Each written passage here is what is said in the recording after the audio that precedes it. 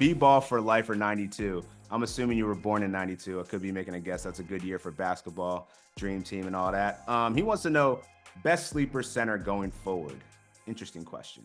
I think What you got, Jay? Yeah, I think at center, this is a position that like it's kind of top heavy. It feels like the elite guys are elite, and there's not a whole lot there behind them. But one guy that you've talked about and we've talked about here on the show that's still hovering around 50% owned is Marvin Bagley, who has a decent playoff schedule there with 11 games.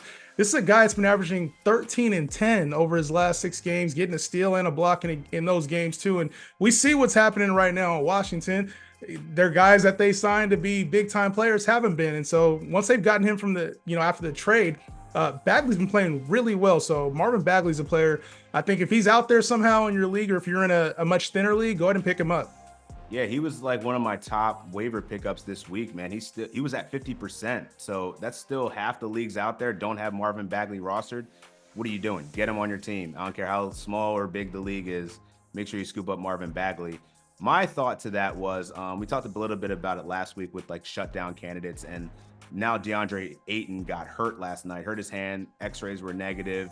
He's going to get more testing done. But I think that this actually might open up a spot for Duop Reith, a guy that is in 11 starts this year has averaged 12.7 boards. He can stretch the floor, hit threes, and he also gets blocked. So that's a guy that I'd be looking at, like that's kind of deep out there. He's under 20% roster that might actually have some fantasy value down the stretch.